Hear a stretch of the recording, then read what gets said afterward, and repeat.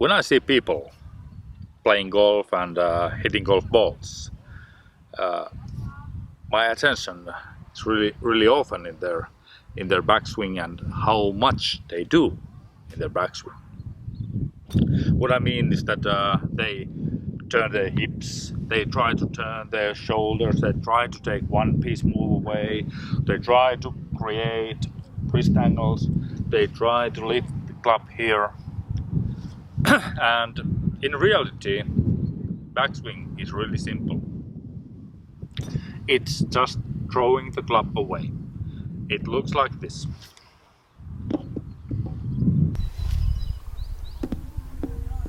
You saw the direction where I throw it, and if I put people to do it and ask them what they do in their backswing, I used to see something like this. So there's too much lifting and really too much action. If I throw my club that way and I just hang on the club, this will happen. So there's no overswinging. You see, most often what I see, slowly and rotate and tight and lift and everything that pretty much hurts. Backswing is simple. You put energy to the club head, you throw it away and you hang on the club. There is some guiding movements like this, hand palm facing to you, not away from you. You want to come here to pull it down. But they are not really actions that are creating the movement. They are guiding it to the right positions and so on. But what I'm talking today is about forces, counter forces.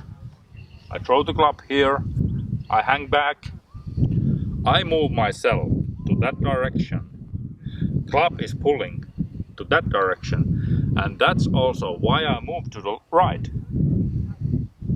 I don't move actively to the right. I don't go here, because if I go here and throw the club, this will happen. I will fall. I throw the club, I pull back, and club pulls me to my right leg.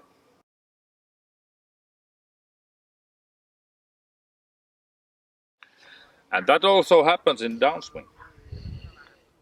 It's counterbalance, counter forces all the time.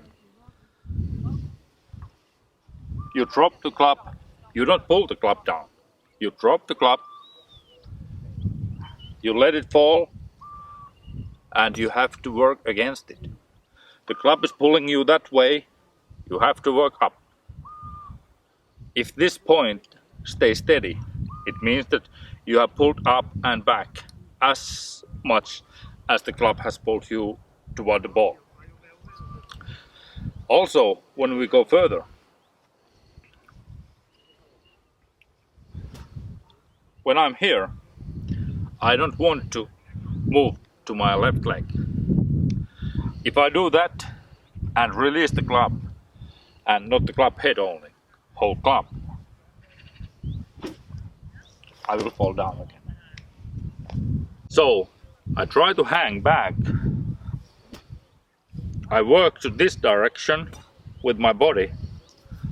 The club is pulling here, so in dynamic motion I will end up to my left leg.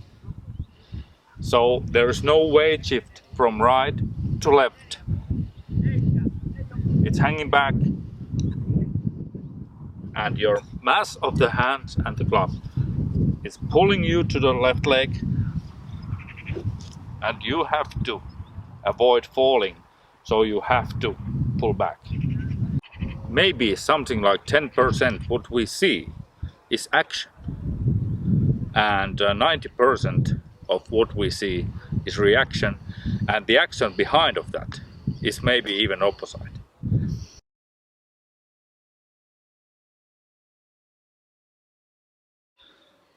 So what about the practice and why we talk so much about shoulder rotation and that kind of things? It's something you have to do. You have to practice those things so that they come free and automatically. I mean that you have to sometimes use pretty much time to get this easy movement. For many people, this is something that they really have to create. It's not easy to go here before you have done it a lot. But after you have practiced it, you don't have to do it anymore. It means that your body accepts that movement. It's accepted muscular action, and now when you throw the club, throw the hands, your shoulders just will turn. You don't have to do anything with them. The mass of the club, the mass of the hands, will rotate your shoulders when that movement is accepted. That will also rotate your hips. You don't have to turn your hips or do something active with that. But there's time for both of them, and you have to be ready to create good swing with the hand and club head motion. There's also many other movements. I don't want to go too deep to details, but there's a rotation of the hands. There's a how the real lag is really created. It's not wrist angles, it's something else. It's dropping the club and releasing it and letting it go, letting it drop. There's many things.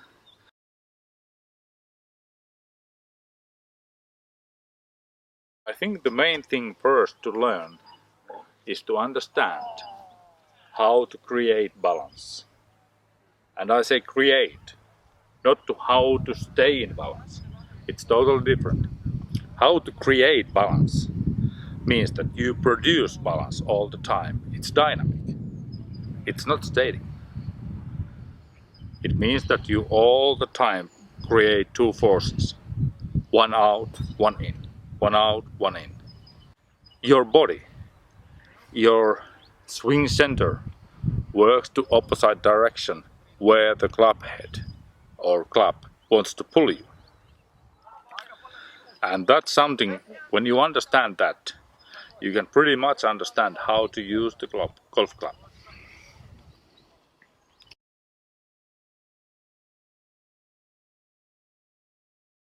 About the mistakes or wrong ideas what people got in golf swing. Pretty much we have been told about club head speed and everything is based on that. And what I see it has made for people is that they try to use their forearms, wrist, however you call it, to speed up the club head. And they try to do something like this. They try to cross over.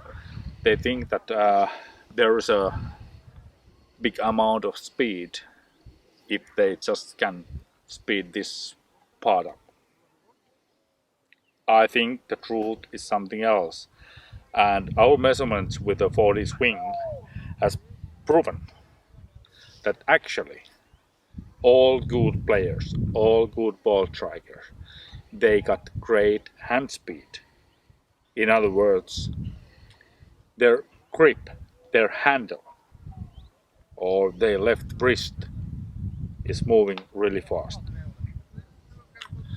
And there is a really strong correlation between hand speed and club head speed. It's more than 98%. So, what it means for me is that what I try to teach for people is swing the handle, not the club head. Swing the shaft, not the club head. What I mean is that when we start to come down, what I want people to do is to swing the grip without release, without throwing the club head here. And once again, what we see, if we look at images, especially videos before high-speed cameras, we can see all good players about this position here. That's true, but it's not made. It's not action, it's reaction. It's reaction for that hands are getting slower, they decelerate, and club head passes the hands. It's not something they do.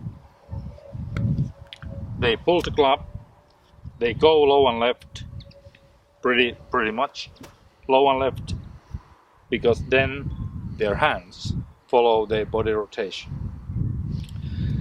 The way to keep up the hand speed is that they go to the same direction that body is rotating.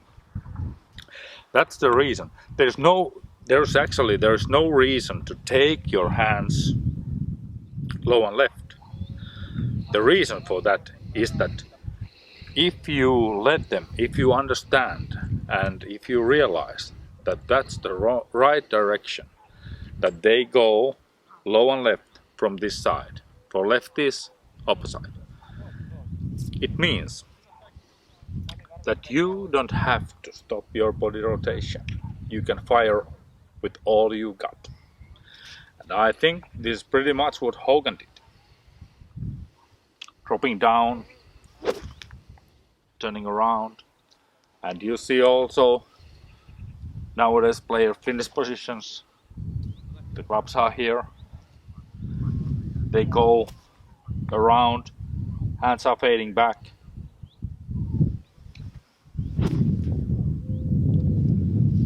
The club is pulled, never thrown. The main idea is that you swing the shaft.